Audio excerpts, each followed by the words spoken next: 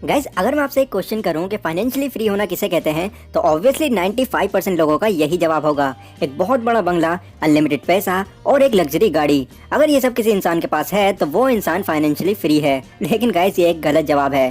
Financially free होने का मतलब है कि आपका टोटल जितना भी खर्च है वो आपके बिना कुछ किए आपके पास आता रहे, तो आप पूरी तरह से फाइनेंशियली फ्री हो। एग्जाम्पल के थ्रू अगर समझे तो मान लीजिए आपका और आपकी पूरी फैमिली का टोटल मंथली खर्च 50,000 रुपए है। तो अगर वो 50,000 रुपए बिना आपकी कोई भी मेहनत किए आपके पास आ रहे हैं तो आप भी फाइनेंशियली फ्री कहलाए जाओगे। मतलब ओवरऑल अगर आप पैसों के लिए काम नहीं कर रहे हो तो yes, you are financially free.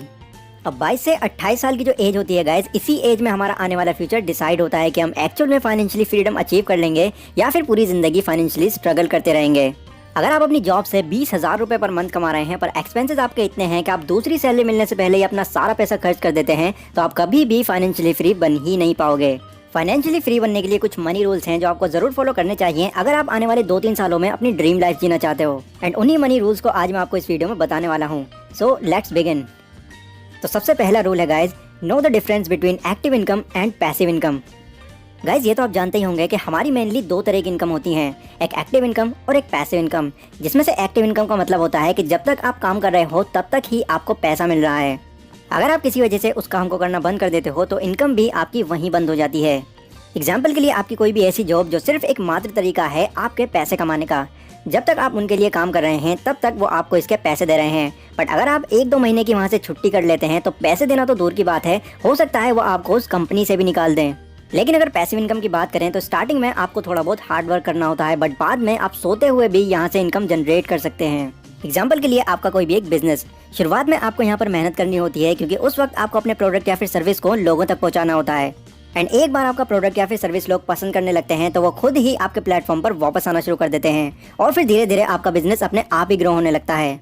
जितने बड़े लेवल पर आपका बिजनेस चलने लगता है उसी हिसाब से आपको बाकी लोगों को भी हायर करना होता है। एंड यहाँ आकर आप बिल्कुल फ्री हो जाते हो। अब अगर आप काम नहीं भी कर रहे हैं तब भी आपको वहाँ से इनकम आ रही है क्योंकि आपके काम को उस वक्त आपके वर्कर्स कर रहे होते हैं। तो अगर आपको इस एज में आकर जल्द से जल्द फाइनेंशियली फ्री होना है तो सबसे ज़्यादा फोकस आपको अपनी पैसिव इनकम पर करना होगा। और ये कैसे पॉसिबल हो पाएगा? ये पॉसिबल आपकी एक्टिव इनकम से ही हो पाएगा।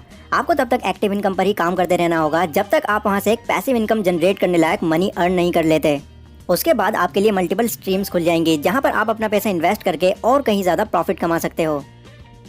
दूसरा मनी रूल है guys, know the difference between assets and liabilities.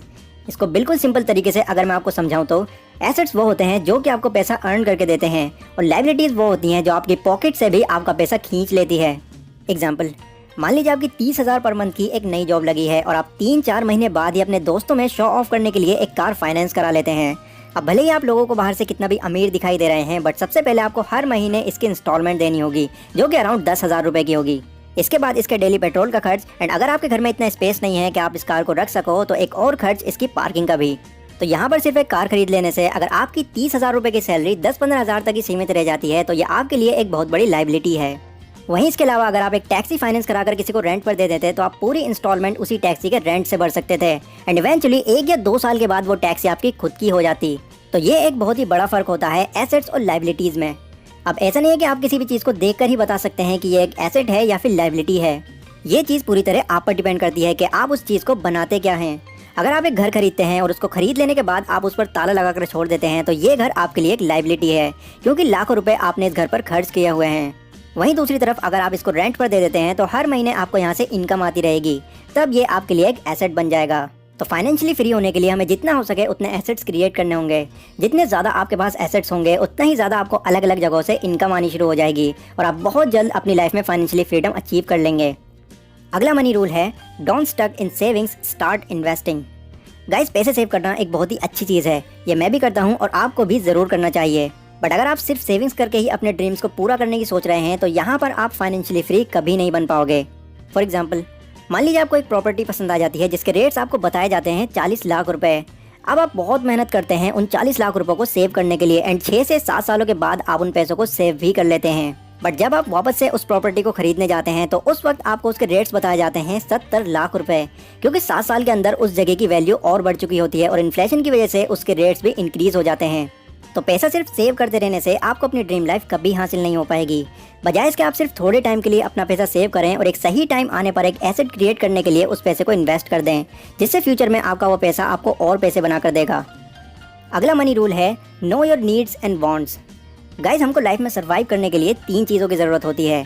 रहने के लिए घर, पेट भरने के लिए खाना और बॉडी को ढकने के लिए कपड़ा। ये तीनों चीज़ें हमारी एक नीड हैं, यानी कि इसके बिना हम लाइफ नहीं जी सकते।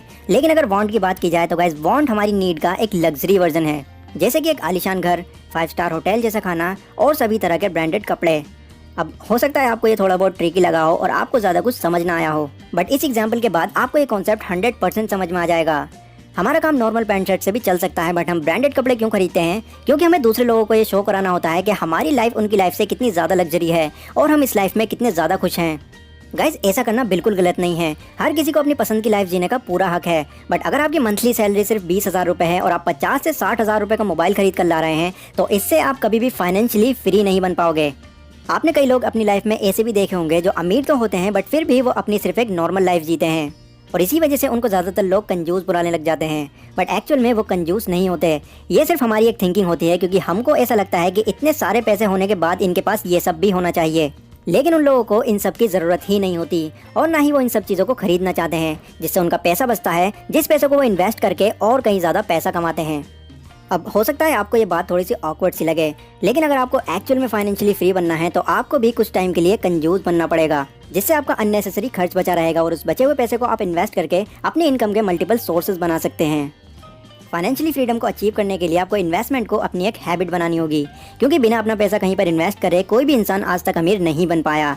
और इसमें हो सकता है आपको थोड़ा बहुत रिस्क भी लेना पड़े, बट ये एक मच बेटर ऑप्शन है आपके ज़िंदगी भर पैसों के लिए काम करते रहने से। लाइक और शेयर कीजिए अगर ये वीडियो आपको ज़रा भी यूज़फुल लगी हो तो, एंड मुझसे और ज़्यादा कनेक्टेड रहने के लिए आप मुझे इंस्टाग्राम पर भी फॉलो कर सकते हैं। तो मैं मिलता हूँ अपनी अगली वीडियो में, तब तक के लिए टेक केयर।